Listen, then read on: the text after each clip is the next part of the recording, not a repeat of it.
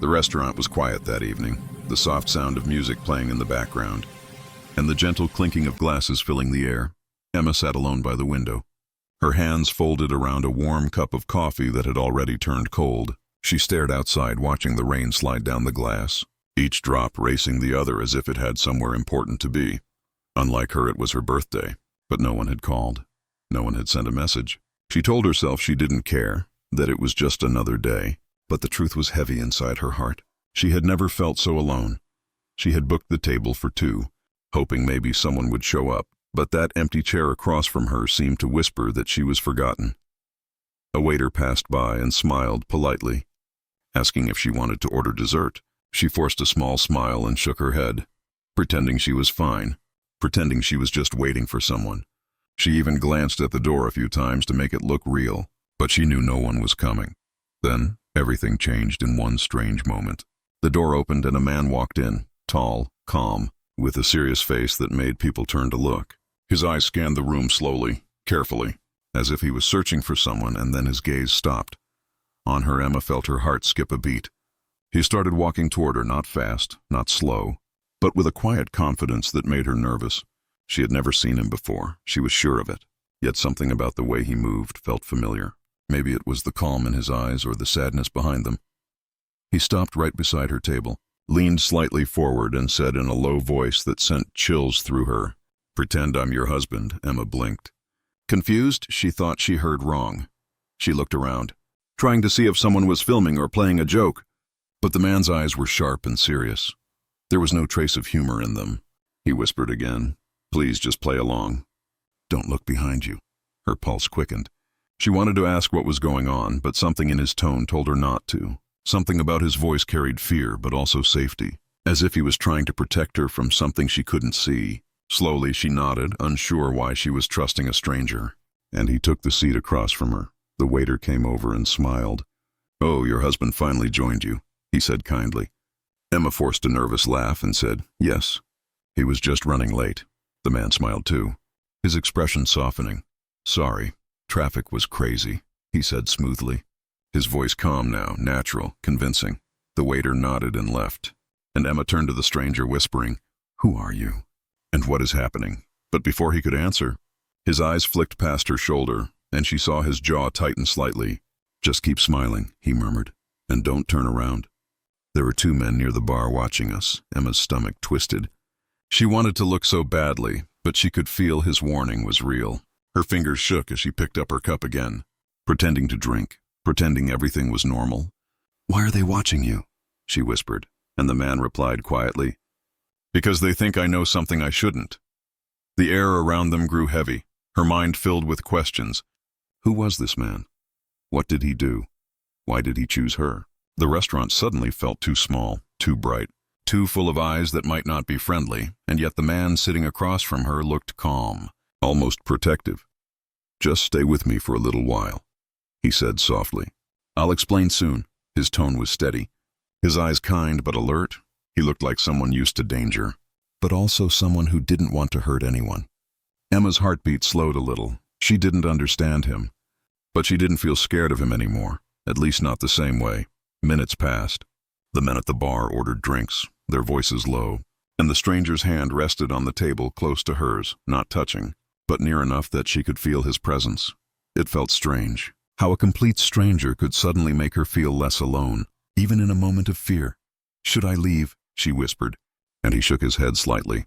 "If you stand up now, they'll know something's wrong. Just keep talking to me," he said, his voice gentle but firm. "Ask me something, anything, so they think we're real." Emma swallowed hard and asked the first thing that came to her mind. "What's my name?" she said softly, testing him and without missing a beat. He smiled and said, "Emma, of course." "How could I forget?" His answer surprised her, and for a second, she almost believed him. They talked quietly for a few minutes, pretending to be a couple, laughing softly at nothing and to anyone watching. They looked like two people sharing a peaceful dinner, but underneath that calm, tension grew like fire. Emma's mind raced with worry and curiosity. She had no idea what danger she was sitting next to. As the minutes passed, she started to feel something else too. Something she hadn't felt in a long time. Connection. It didn't make sense. But the stranger's presence made the world outside fade a little, made her loneliness shrink, even if just for a moment. And as the waiter came back with the bill, the man leaned closer and whispered, "When I tell you to stand, follow me out, no questions, okay?" Emma nodded slowly, her heart racing again, and just as she looked up, she caught a glimpse of a reflection in the window. Two men at the bar were watching them very closely. The stranger's eyes darkened slightly, his hand clenched on the table. And in that second, Emma knew this was not a game. Something dangerous was unfolding, and she was now a part of it. The rain outside grew heavier. Thunder rumbled softly, and the world beyond the window felt distant. Inside the restaurant, the tension was thick. Two strangers, one table, one secret moment that would change both their lives forever. The rain outside was falling harder now. Lightning flashed across the window, and the small restaurant began to empty slowly. Emma sat still, her heart thumping as the stranger across from her leaned closer and whispered that it was time to go. His eyes were calm but sharp, like someone who had seen danger too many times before. She felt frozen for a moment, unsure if she should listen, but the fear in his voice made her rise. He reached for her hand, his grip steady and warm, guiding her toward the back exit near the kitchen. The waiter called out something behind them, but the stranger only smiled over his shoulder, pretending everything was normal. The door to the alley opened with a quiet creak and the cold wind rushed in. The smell of rain and wet pavement filled her nose as they stepped outside, leaving behind the soft lights and safe sounds of the restaurant. Emma wanted to ask what was happening, but her voice shook too much. He motioned for silence and led her down the narrow alley, his eyes scanning the corners as if expecting someone to appear. His coat brushed against her arm, and she felt the weight of the unknown pressing on both of them. Finally, when they reached the end of the street, he stopped under a flickering lamp and turned to her, his expression serious but gentle. "I'm sorry," he said in a low voice. "I didn't mean to scare you, but I had no choice." She stared at him, her mind spinning with confusion and fear. "Who are you?" she whispered. "And why were those men watching you?" The stranger sighed and looked down at the ground, his wet hair dripping from the rain. "My name is Daniel," he said softly. "And those men work for people I used to know, people who do bad things." Emma frowned, her fingers trembling as she crossed her arms. "Bad things like what?" she asked quietly. "Like hurting others." Daniel nodded slowly. "Yes, and I was part of it once. But I tried to stop it. I tried to expose them. Now they think I betrayed them. They've been following me for weeks." His eyes met hers, full of guilt and exhaustion. "I saw them walk into the restaurant. I needed a cover. And then I saw you sitting there alone. I'm sorry. I dragged you into this for a long moment." The only sound was the rain tapping against the metal trash bins nearby. Emma's fear mixed with sympathy. She didn't understand why she was still standing there instead of running away. But something about his honesty kept her still. His voice didn't sound like a liar's voice. It sounded like someone desperate for a chance to survive. "We need to keep moving," Daniel said finally, glancing over his shoulder. "They won't stop until they find me." Emma hesitated. "Why should I trust you?" she asked softly, and he gave a small, sad smile. "Because if you don't, they'll come after you too. They saw you with me." Those words sent a chill through her body. She looked back toward the restaurant, imagining those men stepping out, watching her, following her home. Her heart beat faster. "All right," she said finally. "But just until I'm safe." Daniel nodded. "That's all I ask." They moved quickly down the street, passing closed shops and quiet houses, their shoes splashing through puddles. The city around them felt different now, darker, more alive, as if every shadow was hiding a secret. Emma tried to keep up with him, her mind filled with questions she was too afraid to ask. They stopped near an old car parked by the corner. Daniel opened the passenger door and motioned for her to get in. Inside, the smell of rain mixed with leather. The dashboard lights dimly glowing, Emma sat stiffly, her hands on her lap. "Where are we going?" she asked. And Daniel started the engine. "Somewhere safe," he replied. "A place they won't look." The tires splashed as they pulled onto the wet road, the windshield wipers squeaking rhythmically outside. The city lights blurred into streaks of gold and red as they drove. Emma stole glances at Daniel. His face was tense but calm, the kind of calm that comes from running too long. He didn't look like a bad man, but she still couldn't be sure. "You really expect me to believe you're the good guy?" she asked quietly. And Daniel gave a tired chuckle. "No, I don't expect that. But I'm not the worst either." Lightning flashed again, And for a brief second she saw fear in his eyes. Real fear. Not the kind that hides behind lies. "They took something from me," he said suddenly, his voice breaking slightly. "Something I can't get back, but I can make it right. That's why I can't stop now." Emma wanted to ask what he meant. But before she could, Daniel's eyes darted to the rearview mirror, his face tightening. "They're following us," he muttered. And Emma turned to look, but he stopped her quickly. "Don't." "Keep facing forward." She froze, her hands gripping the seat, her heartbeat loud in her ears. She could see faint headlights behind them through the rain, getting closer and closer. Daniel took a sudden turn down a narrow road lined with trees, the car bouncing slightly over uneven ground. "Are you crazy?" Emma cried, and he said, "Only a little," his voice half serious, half calm, as if this was just another night for him. The trees surrounded them like dark walls, the rain drumming louder against the car roof. Finally, he stopped the car under an old bridge, turned off the lights, and told her to stay quiet. They sat in silence, breathing slowly. The sound of another car passing above them echoed faintly. After a long moment, Daniel whispered, "We lost them." "For now," Emma exhaled shakily, still trying to process everything. "What now?" she asked. And he turned to her with a look that was both gentle and sad. "Now you decide if you want to keep trusting me. Because if you do, there's no going back." She stared at him, the rain outside slowing to a soft drizzle, her mind torn between fear and strange curiosity. Something told her this night was far from over, and the stranger sitting beside her was holding more secrets than she could ever imagine. The bridge above them trembled as cars passed overhead, water dripping from the cracks, and the sound of rain echoing like whispers in the dark. Emma sat in the cold car seat, her fingers gripping the edge tightly, her breath shallow and quick. Daniel's face was half hidden in the shadows, his eyes watching the road behind them carefully. The silence between them was heavy, filled with questions neither dared to ask. Emma wanted to scream. She wanted to demand answers, but the fear of being heard kept her quiet. She watched Daniel's jaw tighten as he looked at his watch, his movements quick and alert like someone who lived his life in danger. "They won't stop," he said softly, his voice almost lost in the rain. "They never stop." She shivered. "Who are they?" she whispered. And he turned his gaze toward her, his eyes dark and tired. "People who think they own everything and everyone." She didn't understand his words fully, but the sadness in his tone made her chest ache. Outside, the rain slowed down, and the world looked gray and empty. Daniel started the car again, moving slowly out from under the bridge, the tires rolling over wet gravel, the sound loud in the quiet night. Emma looked out the window, seeing nothing but darkness and fog. "Where are we going?" she asked, and Daniel replied softly, "Somewhere they won't expect us to go." He drove for what felt like hours, the road winding through empty streets and silent houses, the city lights fading behind them.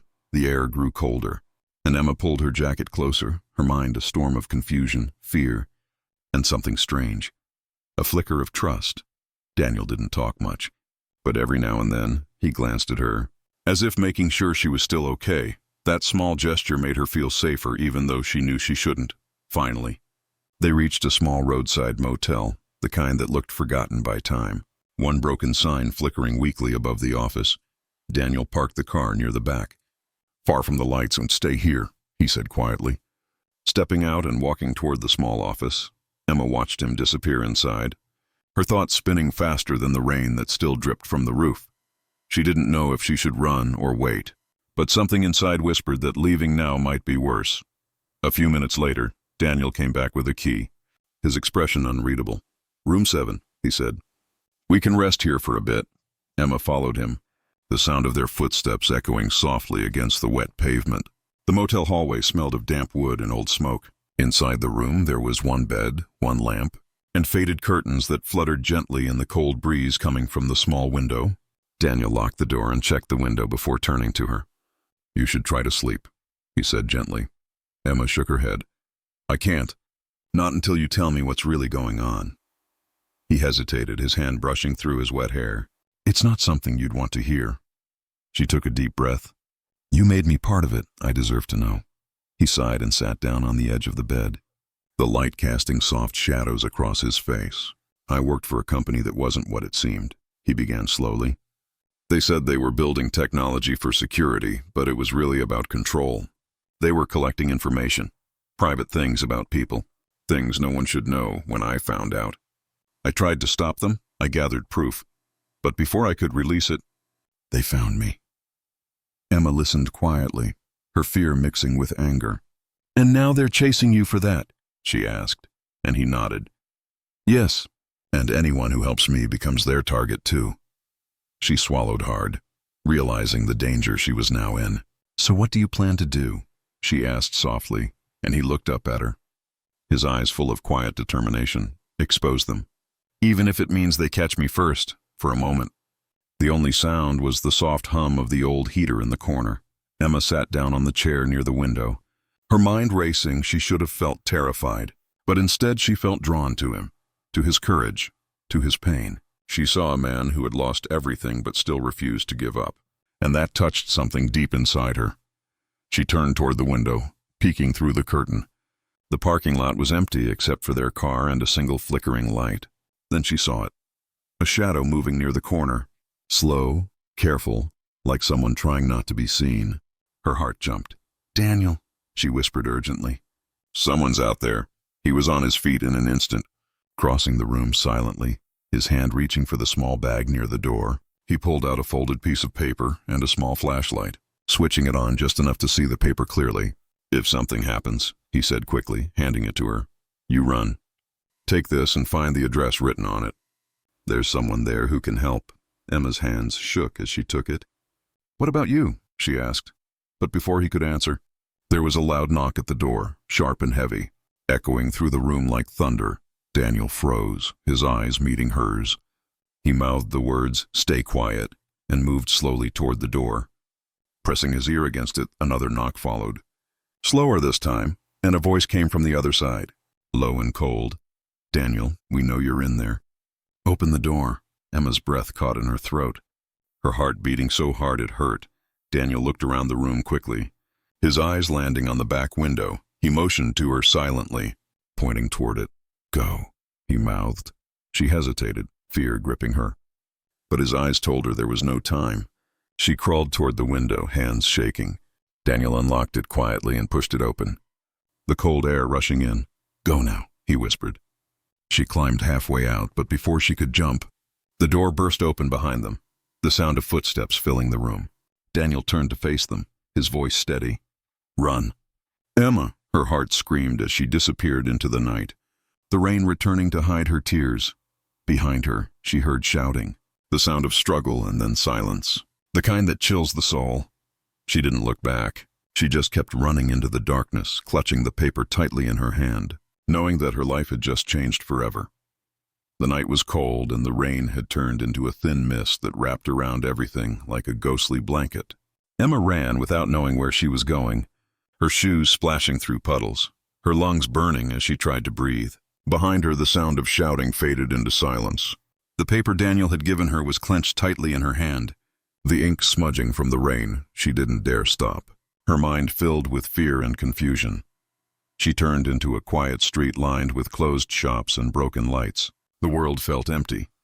Her heart pounded as she leaned against a wall trying to catch her breath. The words Daniel said echoed in her head. Find the address. There's someone who can help.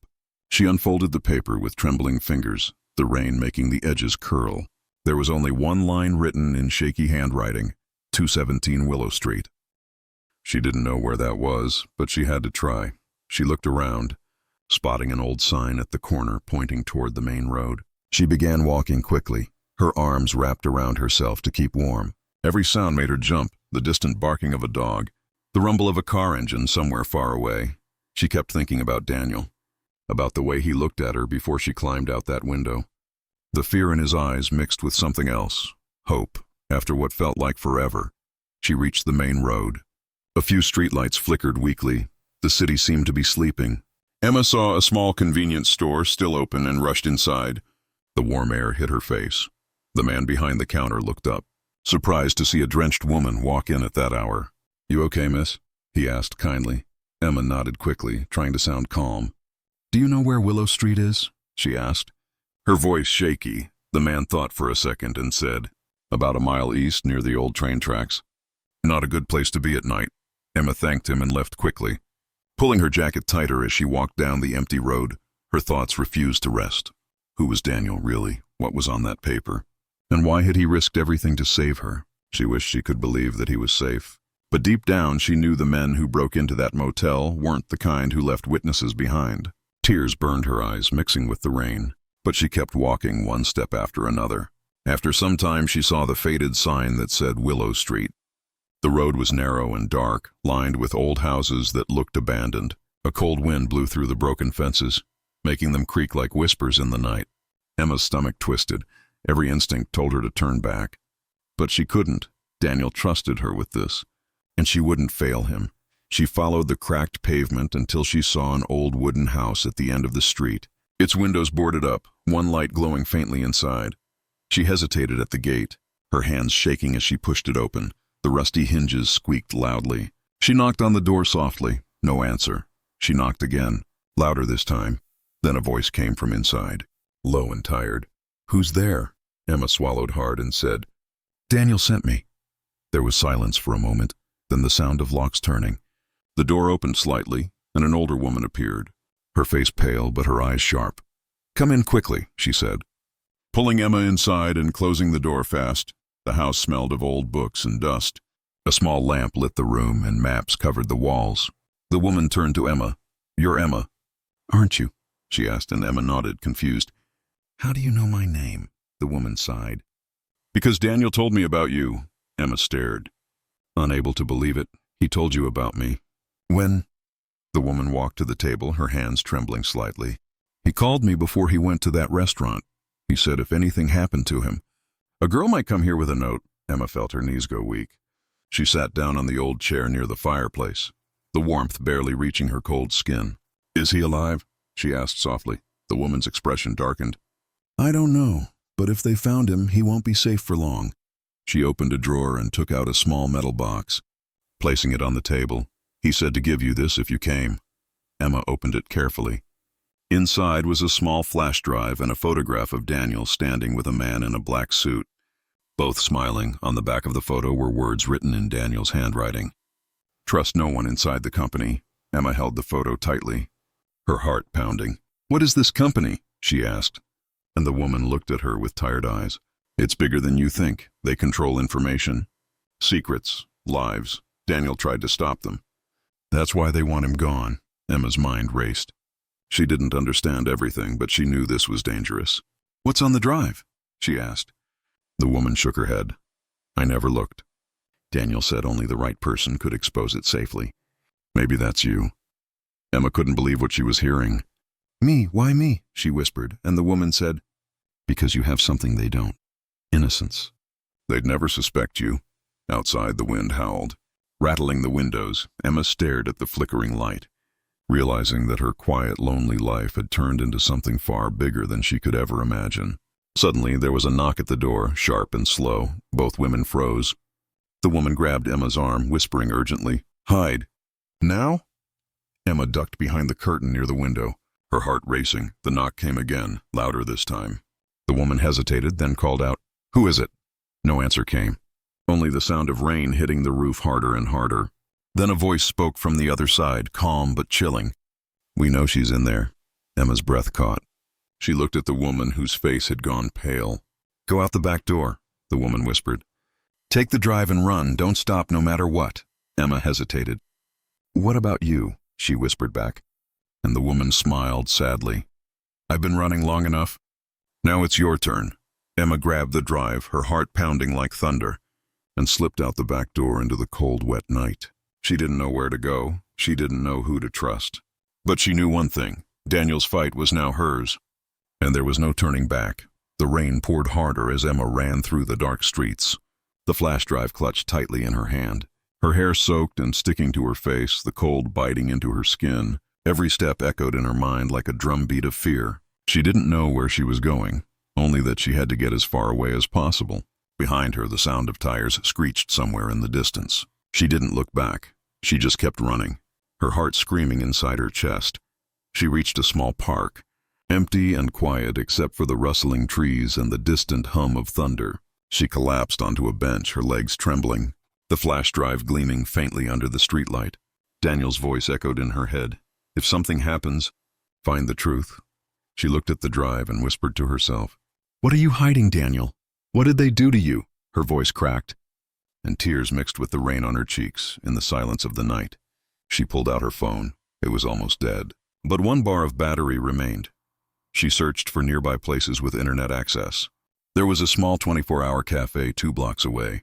She hesitated, wondering if it was safe, but she knew she needed to see what was on the drive. She gathered her courage and started walking again. The streets were empty, her shoes squeaking against the wet pavement. Every shadow felt alive. Every noise made her heart jump when she reached the cafe. The warm light spilling through the glass felt unreal after everything she had seen. Inside, only one person sat at a corner table reading a newspaper. The barista looked half asleep behind the counter. Emma forced herself to smile as she ordered a cup of tea and sat near the back, her hands shaking as she opened her laptop. She plugged in the flash drive, her heart beating faster. A single folder appeared on the screen titled Project Halo. She clicked it and dozens of files opened, each with strange names and codes. She opened one and gasped. It was full of names, dates, and photos of people, government workers, journalists, doctors, even children.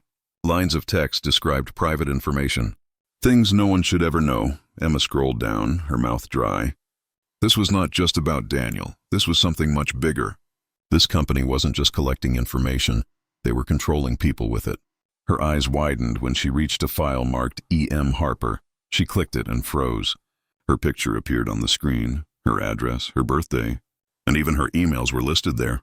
Messages she had sent years ago. Private ones no one should have seen. Her hands began to shake violently.